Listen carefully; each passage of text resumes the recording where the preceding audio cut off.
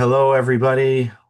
Welcome to the Making Seamless Sales Show, coming to you live from Mars, Pennsylvania.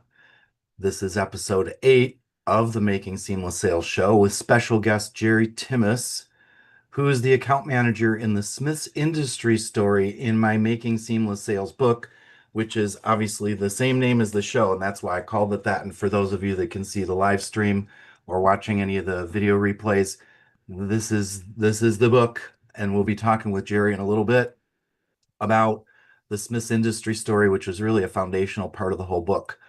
My name is Art Fromm. I'm the founder and president of Team Sales Development, and I'm sharing ideas based on 10 years of sales and pre-sales roles, and then 25 years, I can't even believe it, of sales enablement career.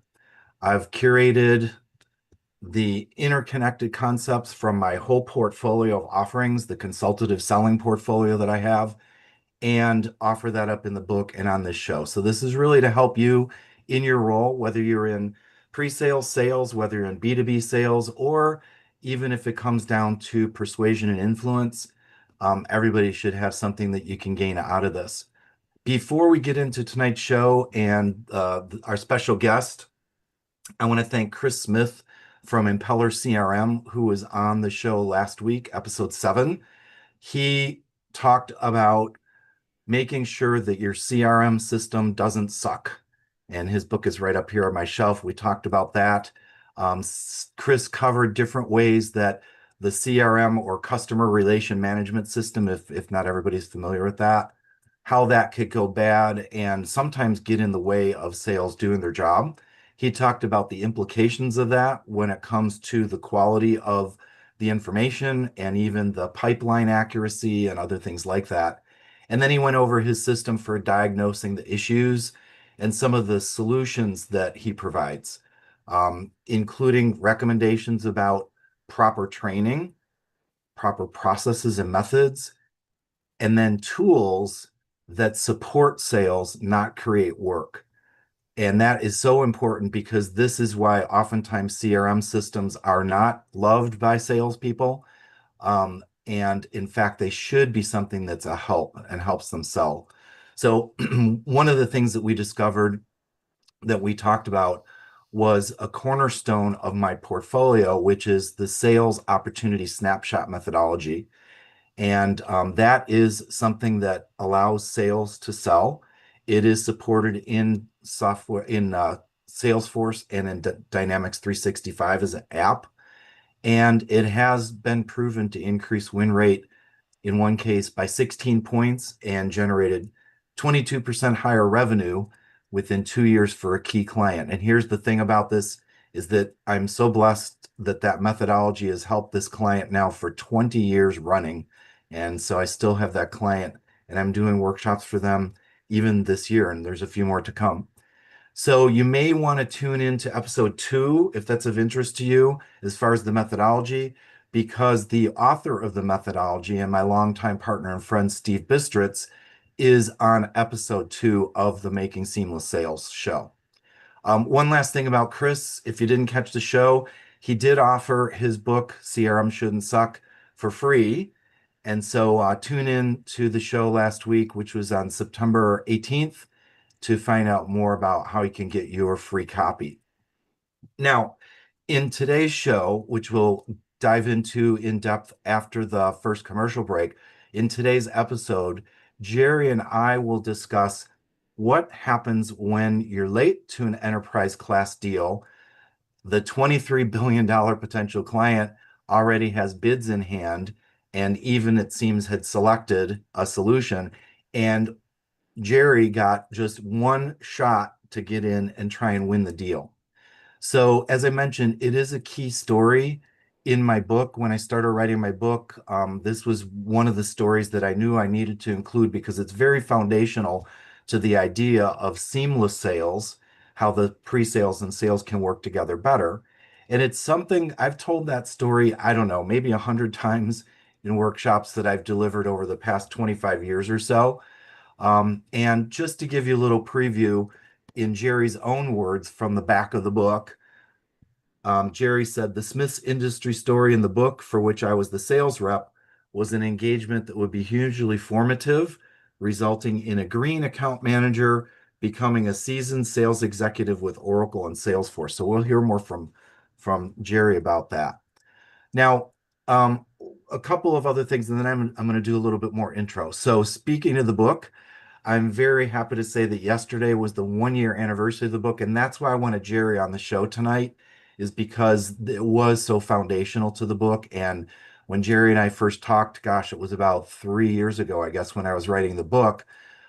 We, talked about the experience and got his permission to put it in there and everything else. So you can read all the details and all the relevant ancillary stories and information in the book by picking up a copy at any of your favorite hard copy or e-copy book outlets. This also was a pretty big week. Just a couple of other quick things. My birthday was on Sunday, and then that was followed by a wonderful birthday present on Monday when I was in New York City and was on the NASDAQ billboard.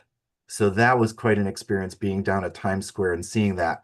And if you're interested in that, and oh, by the way, last week I was on the Pre-Sales Collective podcast with Jack Cochran and Matthew James, and that was just released today, this morning.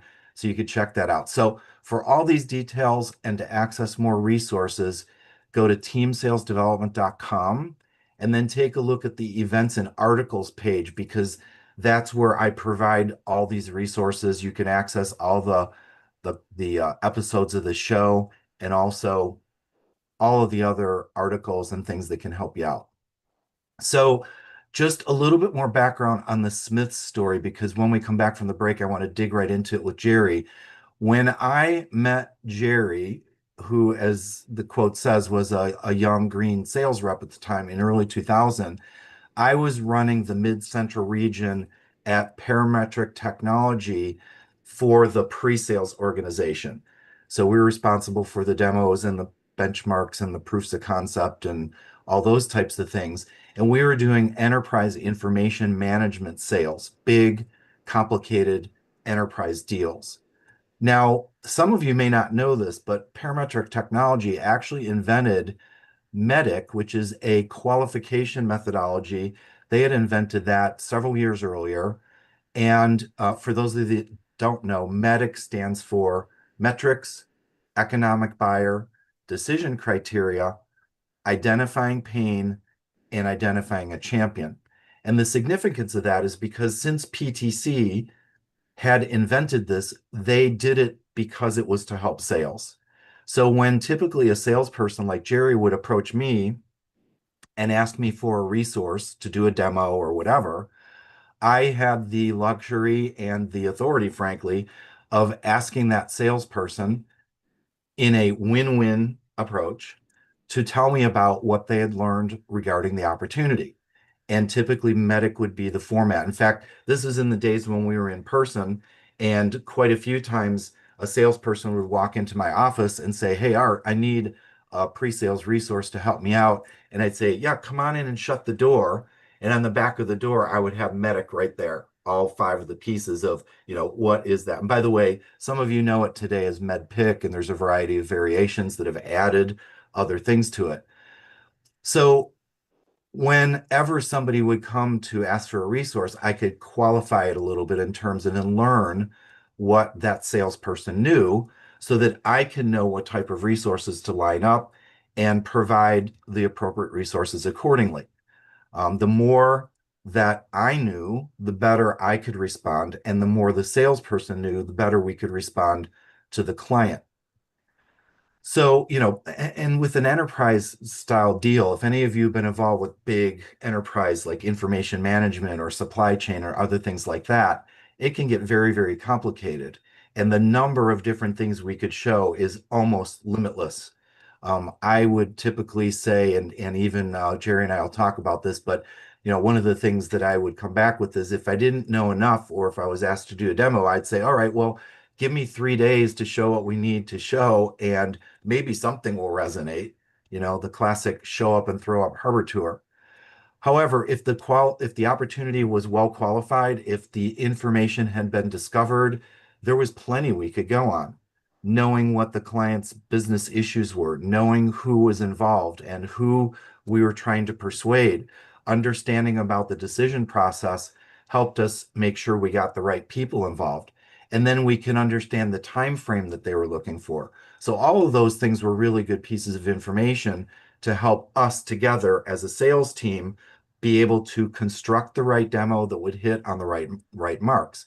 And in fact, what my team often did was we would then divide and conquer with the salesperson to dive deeper and do more discovery. We did what on my team we called, and we sort of coined this and developed this approach, was a process audit, where we would go in and learn about the client's environment, a real deep dive on what they were doing. Frankly, it was so detailed, we probably could have charged for it, because a lot of the times the clients would say, "Oh, that's amazing. Wow, that's amazing what you found out."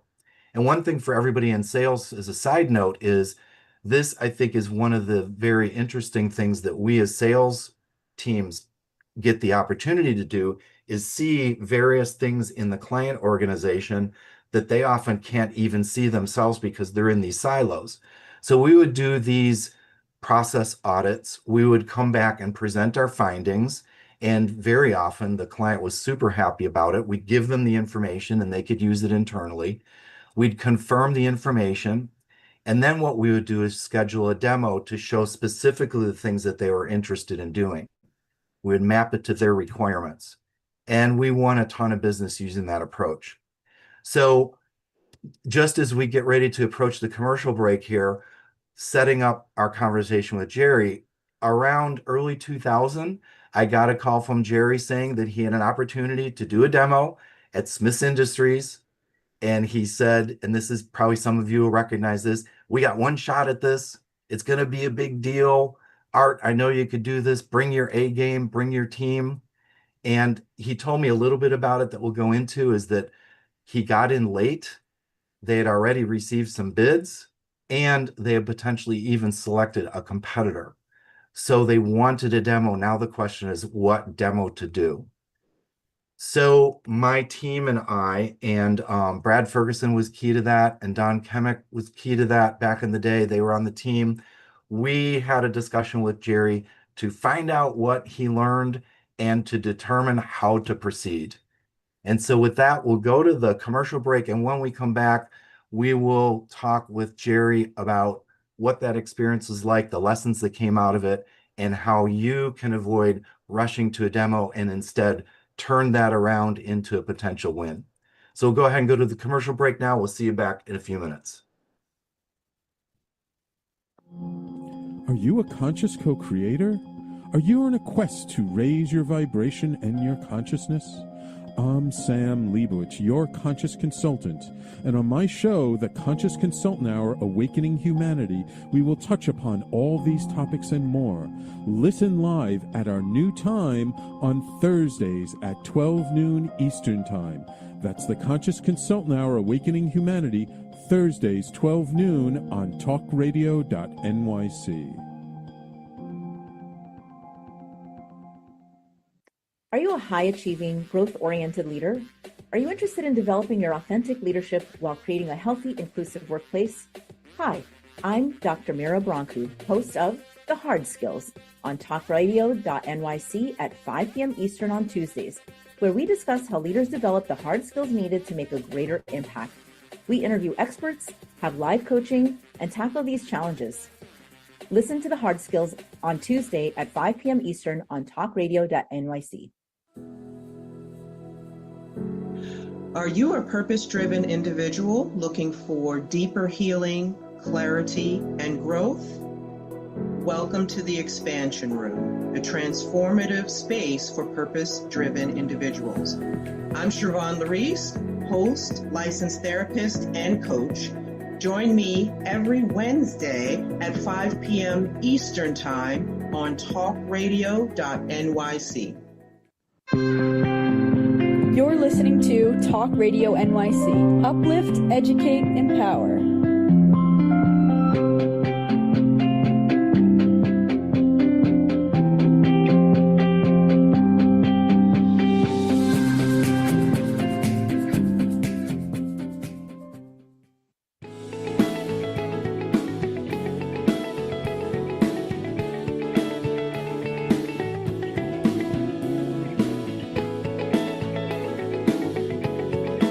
All right, everybody, welcome back. Welcome back. And joining me is Jerry Timmis. Hello, Jerry. Art, it's so good to be with you.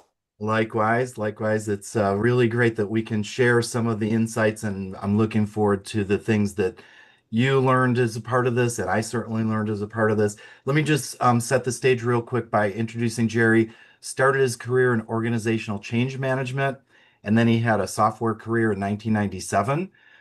Then he worked for two early stage startups, as well as three world leading software firms, including Parametric Technology, where we met, Oracle, and Salesforce. His leadership roles include global account manager for General Motors, regional director of Great Lakes Enterprise Accounts region at Oracle, responsible for $250 million in software sales at GM alone, VP of sales for FinServ Midwest and East and West Canada Enterprise Banking. And then between Oracle, Salesforce, Jerry opened up Central US for single store by gaining mainstream Fortune 500 brands that brought real-time analytic data to key brands like Kellogg's and opened the energy vertical market with wins at Devon Energy and Consumers Energy. Very busy, long career. In 2019, Jerry pivoted into the nonprofit world as VP of Stewardship, reporting to the president of Westminster Theological Seminary in Philadelphia, where he leads a large team responsible for fundraising, media, marketing, communications. An initiative called One Westminster, where the seminary is achieving a 360-degree view of their constituency, have implemented Salesforce. So there's Salesforce appearing back in what Jerry is doing now as a user. That's Jerry right. also serves on two boards, including Cloud9 Perception, an early stage warehouse automation software company, where he serves on the sales committee. So welcome again. That's a lot that's gone on since we initially got engaged, in that Smith's deal 25 years ago. And I can't even believe it's been that long. It just It, seems like it's yesterday. it's dizzying to hear it. Throw in there six kids and nine grandkids and number 10 and 11 on the way, and it's like, how does that happen? And Mhm. the answer is one day at a time over nearly 30 years. It's the way it works, man. Yeah, exactly. So I did a little preview, as you heard, of sort of what I was doing and then how we initially got involved with the Smith story. Yeah. Tell us a little bit more about, where you're at and what it is that, got you engaged with the Smiths opportunity to begin with, and we'll take it from there. Yeah, it's really interesting. I got a shot at PTC where, in some ways, as you remember, Art, PTC was on fire as a software company. And in some senses, I wasn't qualified, to even join. Just from my history, being new to the space, it was being the hot hand, anybody who was anybody, was working there, and so I was truly green, and yeah, it was given an opportunity to work there, and so that why that's important is because it was very fast paced. It was a place, Medic was developed to help quickly qualify and win. Mhm. So it wasn't just the winning, but it was the qualifying so that we could, fish or cut bait, as it were, and really steward our time well as a sales organization. There was a lot of turnover at that company, at that time. And so, there was pressure, not pressure just for me, pressure for the whole team, including the sales engineers, Mhm.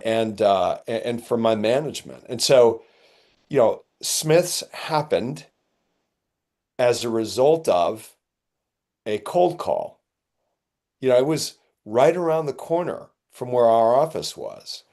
And here they are, a global aerospace engineering firm.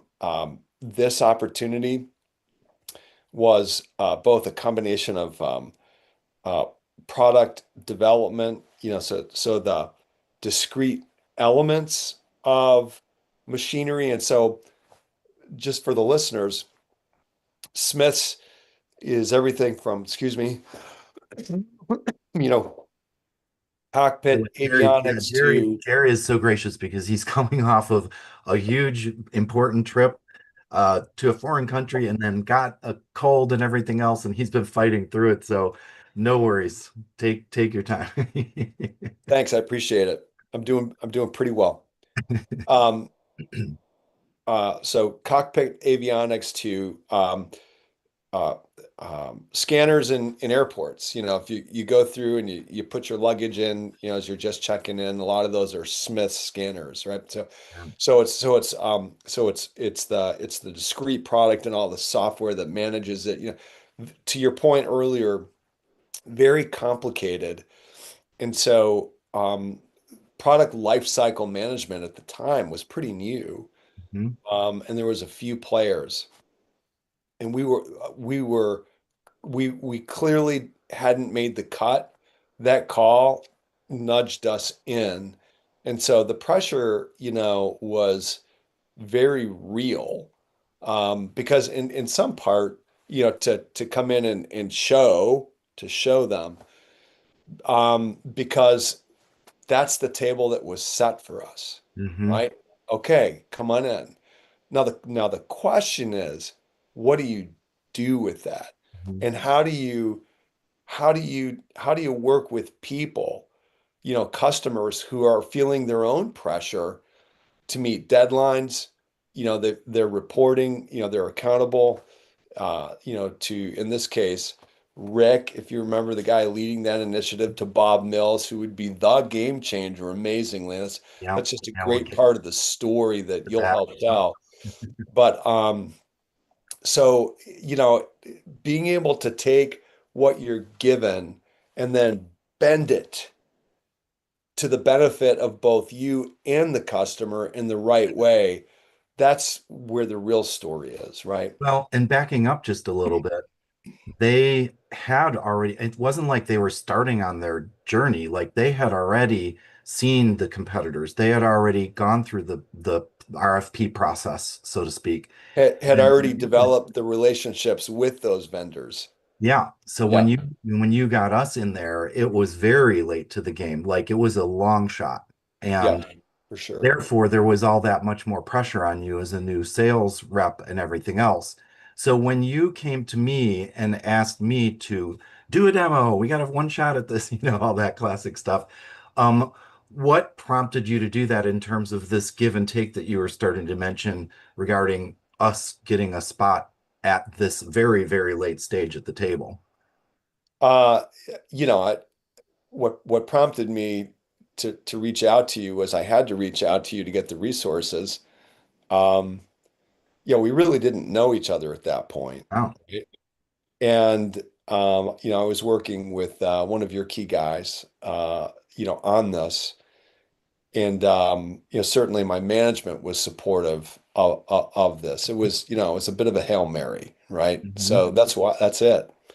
Yeah, how about for the client though? Because they didn't just say, "Oh, okay, well, give us an RFP or something like that." There was a little give and take there, right? As far as what allowed you to then get us in. Because my pushback was, yeah, Jerry, we'd love to be able to give them a demo, but as I said, give us 3 days. So you and I started to talk about Yeah, what right. is what So should we do to make sure it's best for you and best y- for them. yeah, the a very so of so much of this is just being reasonable. It's logic, some persuasion, but uh, help us to do a little bit, enough discovery so that we can make sure that what we're speaking to is what's most important to you and what you're solving for. Mhm, And so, that was really our key entree before the demo. mhm, And so those conversations were transformative on so many levels. I'd even love for you to kind of tee up, that meeting where we're having that that meeting with the Smiths people and our team, and Mhm. it was if you recall, in that conference room, there was a lot of glass, um, and and and all of a sudden information, which is what you're really hoping for as a vendor, information is starting to come out Mhm. and fill the walls, Mhm. with on paper. And so the CIO, Bob Mills, who we hadn't met, is walking by, comes in. He all of a sudden, he asks what we're doing. We're introduced. He invites himself in, he sits down, and he starts to thin slice things and help narrow and draw conclusions. Mhm. So, do you remember what it was that he said and he did, kind of how he brought us to a point of crystal focus? Yeah, I mean, he literally, as I recall, took the whiteboard marker and was like, "This part right here is really important, and this isn't quite so important," and things like that. And again, backing up, and we're about to come to a break here, backing up just a little bit, that would not have happened. Like we just imagine if we had been doing the show up and throw up Harbor Tour demo because that's what they wanted. And if, you and I didn't talk it through, that might have been what we resorted to because that's what they might have insisted on.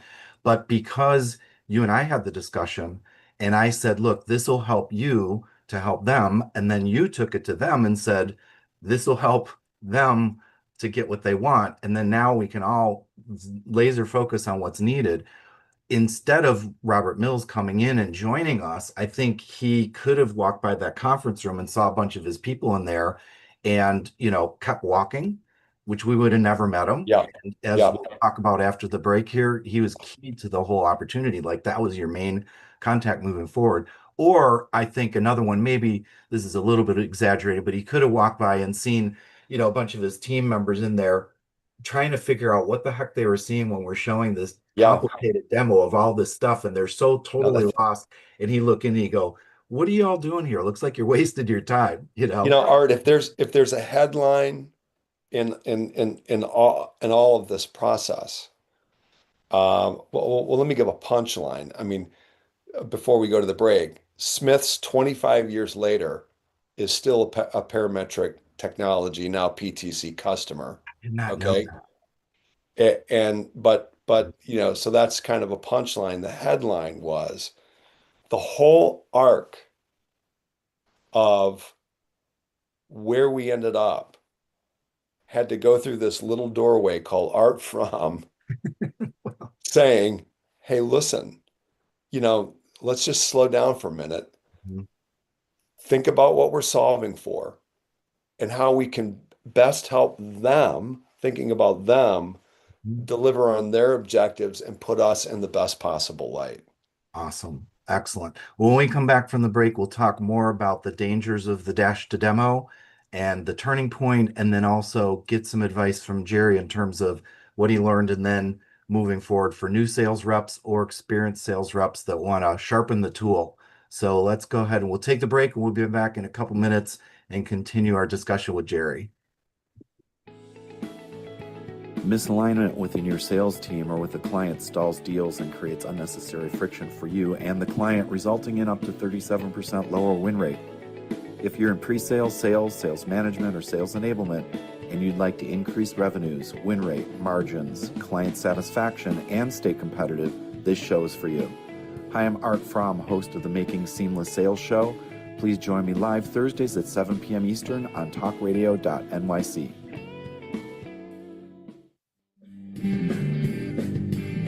Hey everybody, it's Tommy D, the Nonprofit Sector Connector, coming at you from my attic.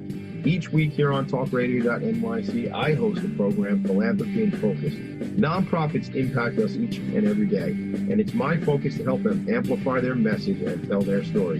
Listen each week at 10 a.m. Eastern Standard Time until 11 a.m. Eastern Standard Time, right here on talkradio.nyc. Hi, I'm Linda Marcanico. The A Train to Sedona is a memoir about my journey to love and compassion. It's also the name of my new broadcast on Wednesdays at 12 noon. When we are spiritual, we embrace possibilities and ideas, which strengthen our mind, body, spirit, health, and wisdom. On the A Train to Sedona broadcast, I plan to interview guests who embrace these expansive practices. Join us on Wednesdays at 12 noon on Talk Radio New York City. You're listening to Talk Radio NYC at www.talkradio.nyc. Now broadcasting 24 hours a day.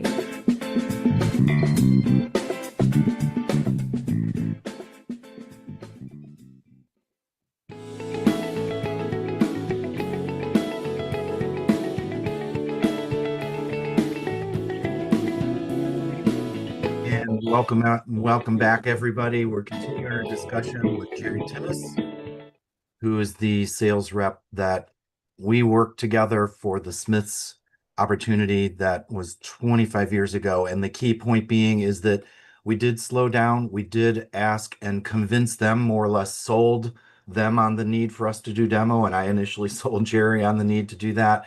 And together we wound up with a phenomenal situation. So what do you think in terms of those initial discovery conversations with Smiths? How did that shift the dynamic? I mean, obviously you wound up winning the deal and getting the run rate business out of it.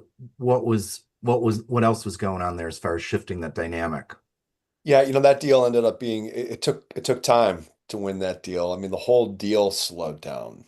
And so that was, it didn't happen then. I think the scale of it, increased, the total, sales over 25 years. I don't even know what it must be at this point, but it's massive. Really getting in to understand the business is so fundamental and so difficult, but it required the ability to connect, I believe, at the sales engineering level with their technical buyers.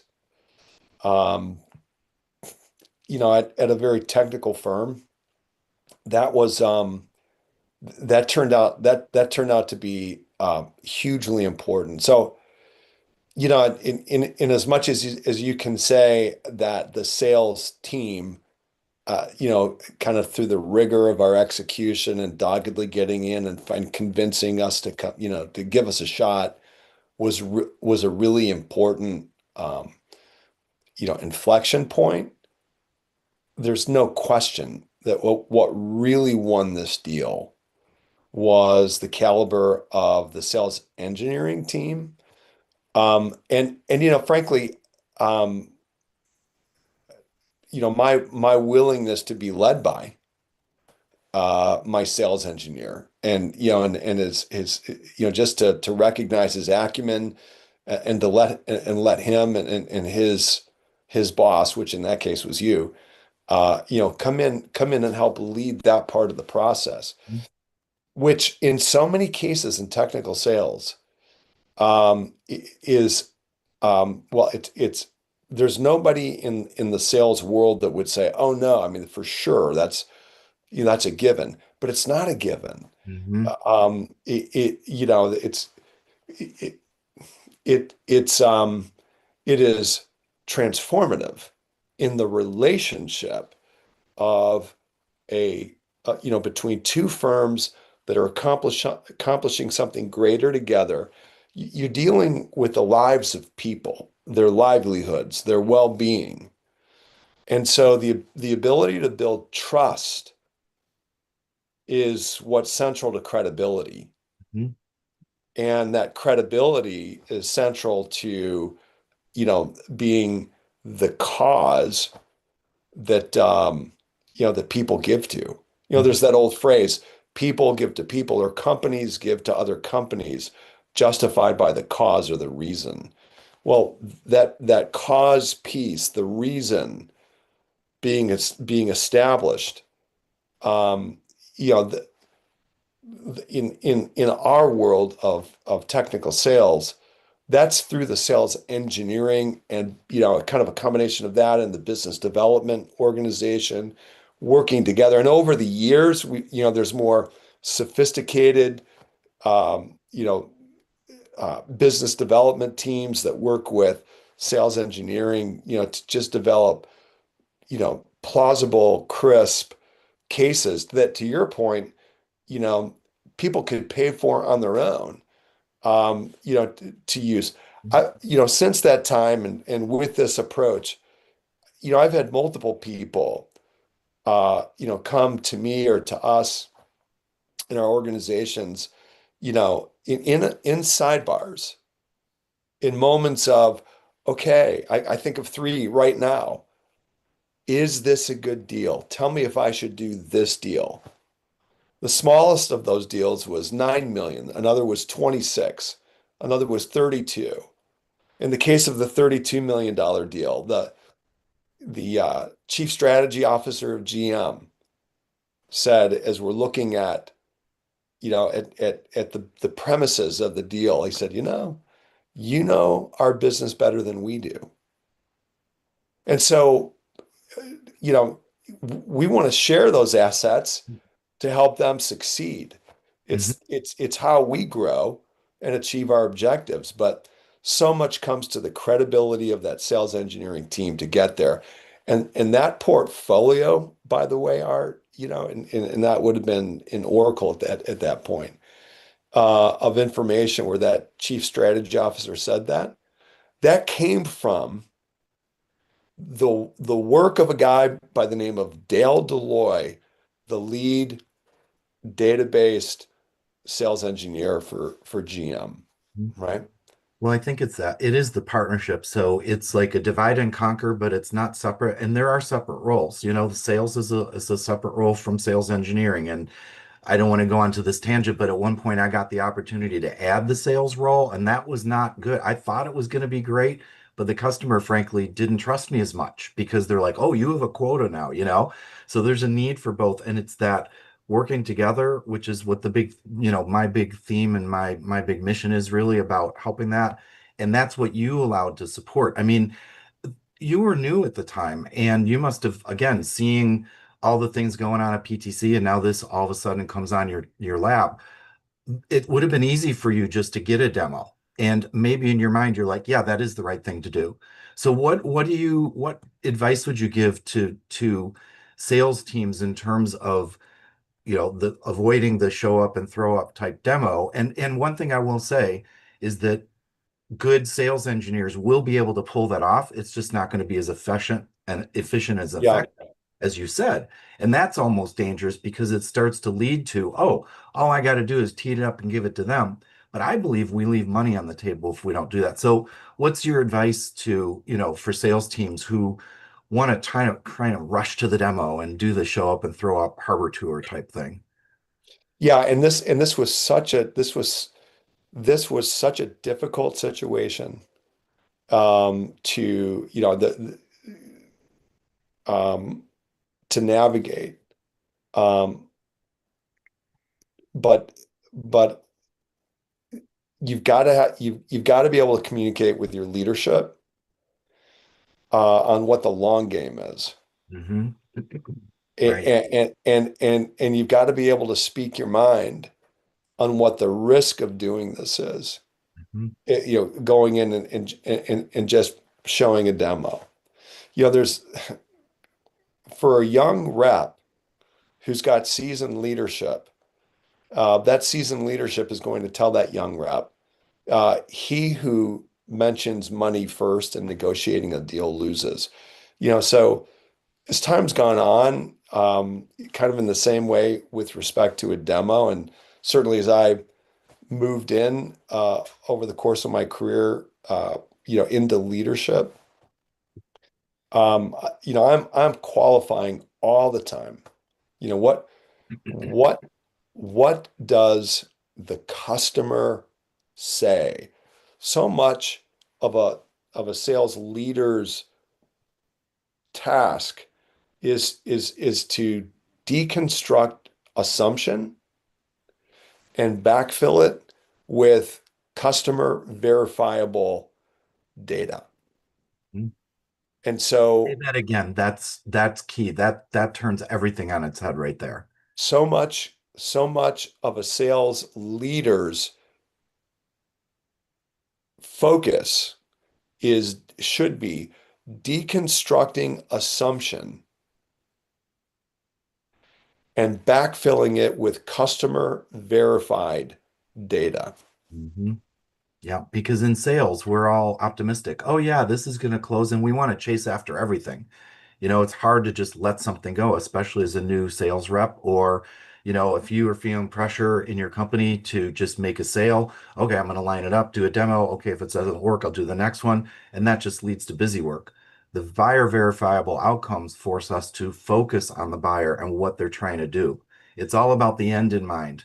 And as you said, that initial demo was just the starting point, but it was the relationship that got built at both the technical and the business level, and great communication among the team that Smith's benefited from, because now they see it a different way than they thought, and What it's going to move forward in their 100%. best interest.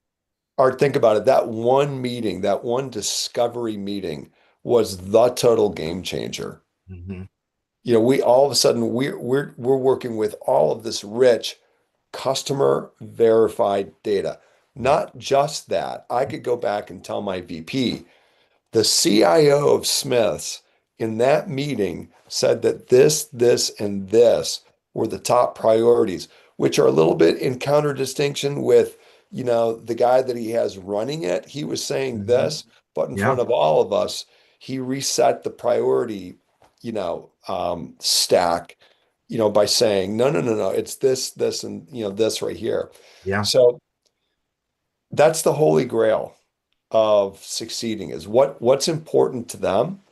And so, you know, any young rep, needs to be dogged about that opportunity. How you get that information, that's tricky. That's a whole nother podcast. right. You know, but no, knowing what you're pursuing. And it's interesting.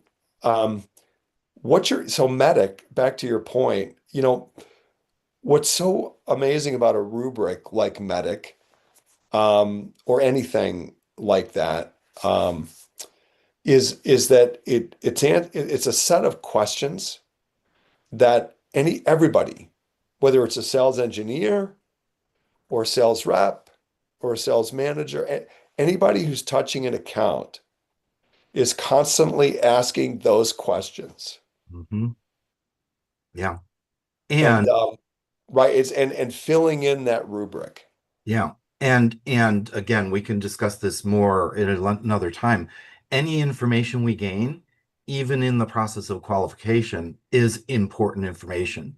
And a lot of what we did to generate that buy-in to do discovery instead of a demo came from that initial information. So we got to wrap up here. Tell me a little bit, one quick advice for either new sales reps or sales reps that are struggling with the urge to just show a demo or just give an RFP. What's your 1 minute advice, and then we'll close it out with how to contact you and things like that. I would say don't allow yourself to show a demo until you know what that demo is solving for. There you go. Yeah, that's it. If we can't answer that question, then how can we possibly convey that to the client? And then buyer verifiable outcomes, not going to be possible because it's us trying to show something and hoping it sticks. Yeah, for Awesome. sure. Well, I really, really appreciate this. What's the best way to get a hold of you, and where we can learn more? Well, Jerry, J. Timmis at gmail.com is my private email. I'm involved at Westminster Theological Seminary, as you said, which is jtimmis at wts.edu. And also a plug for Cloud9 Perception, automated warehouse management of of incoming and outgoing product. It's using AI and machine learning. It's a great new company that is reducing the time and the cost, the human cost, in many of the ways that AI is today, using ocular imaging. And so it's an amazing new company. So and that would be Jerry at cloud9perception.com. So a few emails to remember, but just really appreciate, Art, the opportunity to be with you and to talk to you and recount those glory days. Yeah, for sure. And by the way, on the show page is going to be also Jerry's LinkedIn um, link so that you can connect with him that way too. Well, thank you very much, Jerry. Really appreciate it. And we'll take these lessons forward and an Thanks, encouragement man. to don't rush to the demo. All right. Thank you so much. Take care. See ya. Yeah, thank you. On Frank About Health, we're not just talking healthcare. We're managing disruption and innovation. Over the last 4 years, I've taken you from epilepsy and COVID to mental health, caregiving, and now the front lines of healthcare transformation. Stay tuned for a healthier future as we bring on the innovators, professionals, storytellers, and advocates who show you how to own your healthcare every Thursday at 5 p.m. Eastern Time on talkradio.nyc.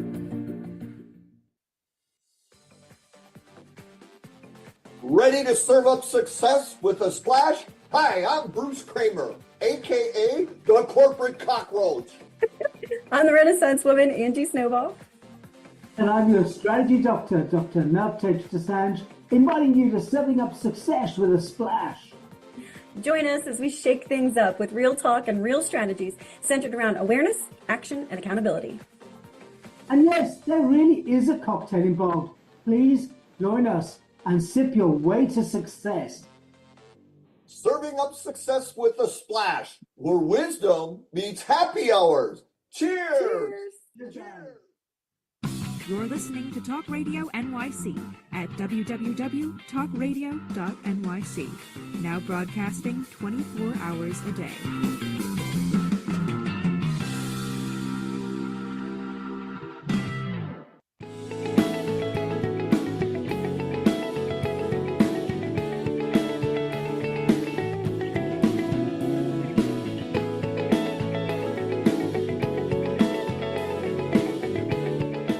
All right, everybody, welcome back. And again, so great to hear from Jerry. I recommend, rewinding that, listening again. There's a lot of nuggets there, and you can learn more on the website and certainly in the book because we go into a lot more detail, or I went into a lot more detail about it. And then, of course, the lessons learned. So making seamless sales, this is a key part of the whole book, and many of the concepts in the book spin right off of that as far as how do you do discovery properly and what do we learn and what types of things do we want to know and all those things. So in this segment, we do the Dear Artie, which is based off of the Dear Abby, advice column where people wrote in about advice for life. And this is where I answer questions regarding advice for sales. And I found some questions that have come up that are germane to our topic today in terms of the resistance to just jump in and instead do proper discovery. So one question that I got was, prospects often say, just show me something, or I've done my research, let's skip to the demo. How do you handle that without seeming unresponsive to the request? And just to set a little bit of background here, studies show now, especially with business to business sales, the complex sales, the client, the prospect, has done a lot of work on their own. They've looked at websites, they might have gone through some automated demos and things, and they may be at the point where they say, just show me exactly what I want. And you've heard me say this before, perhaps, is that, yeah, we want the customer to be right. There's an expression, the customer's always right. And I would say we want to make them right. So let's find out a little bit about what they're doing. And that's why they sometimes say, just skip right to the demo because I just need to show, I just need to see this thing. So this is what we call, famously coined, I think, by Peter Cohan, which, by the way, he's going to be on the show next week. And I'll talk more about that in a minute. The harbor tour, a harbor tour mentality. think they want to see everything, or they think they know what they want to see, but what they really want to see, we want to make sure that they see what actually matters to them. And they can't really know that because they may have never bought this before.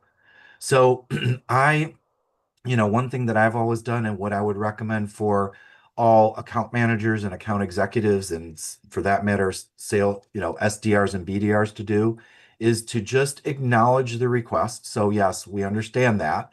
And yes, we'd like to show you something meaningful. And that's the key word. I want to show you something meaningful. Based on what you've researched, you probably have some specific capabilities in mind.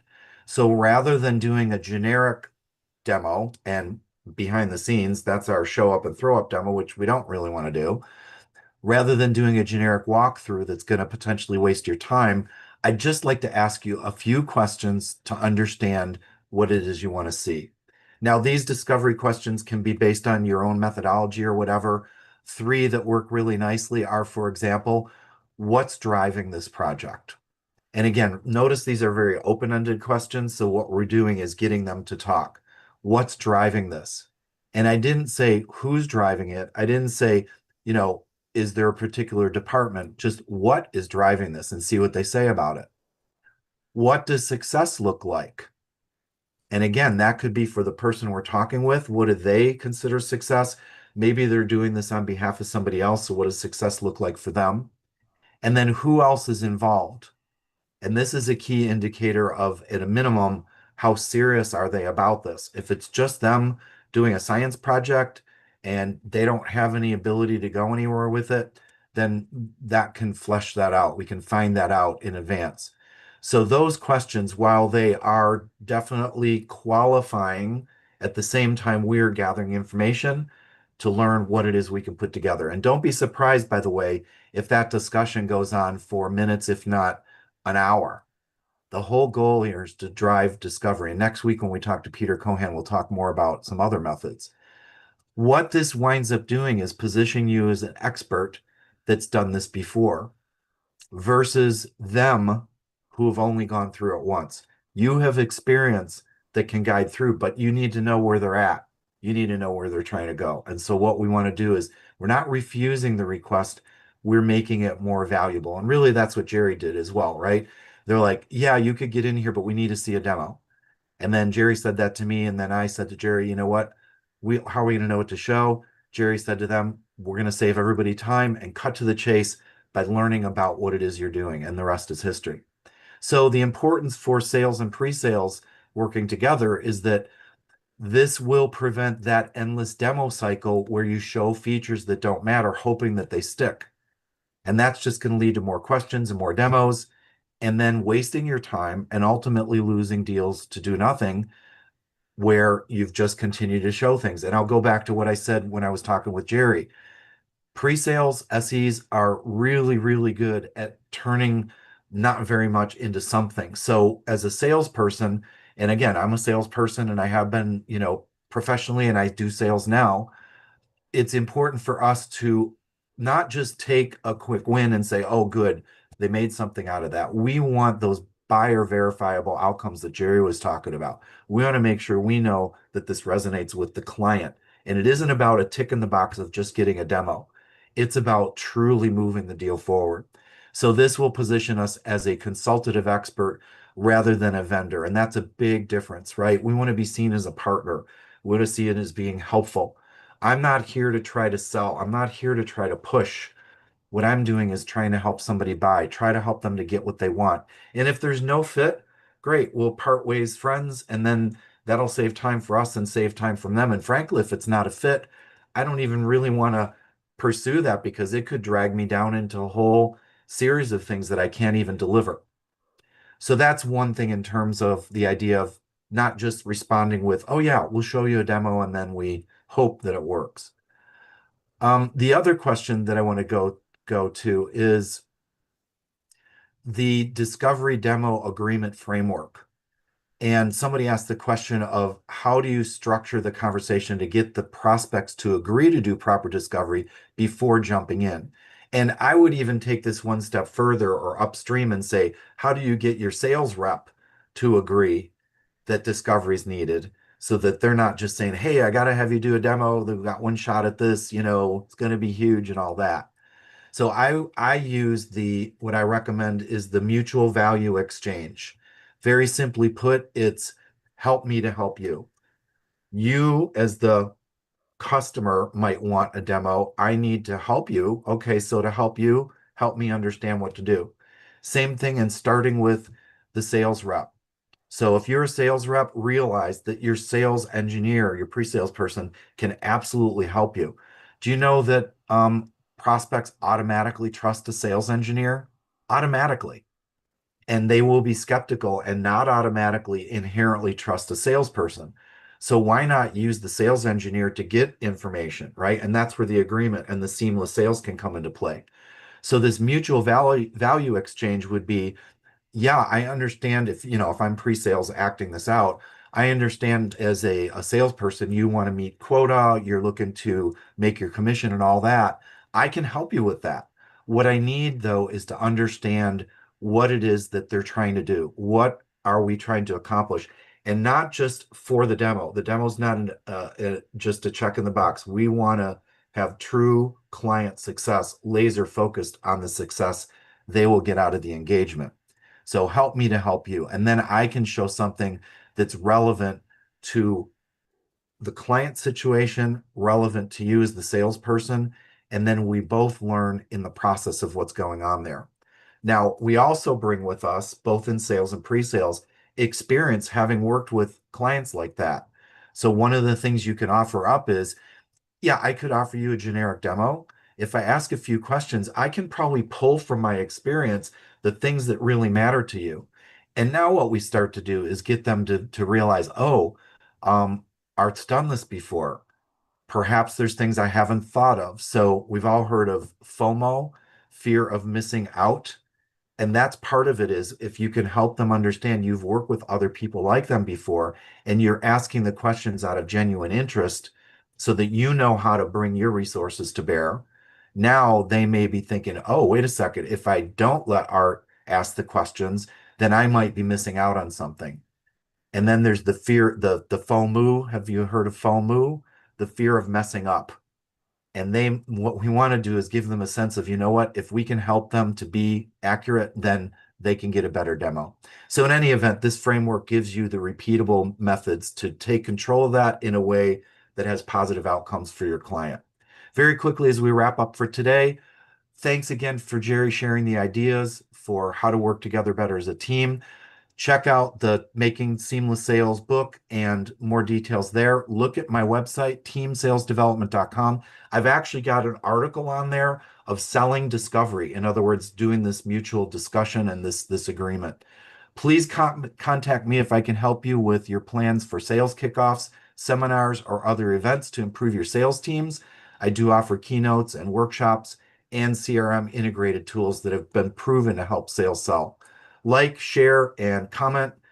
Listen to the replay on your favorite channel or podcast streaming service. And then next week, same time, same place, my friend and partner Peter Cohan, author of Great Demo, Doing Discovery and Suspending Disbelief, and I will talk more about the importance of pre-sales and sales working together. Thanks everybody for your time. Have a great weekend ahead and put it into action. Let's hear what you can find out and the way you can make it work. Thanks everybody. Take care.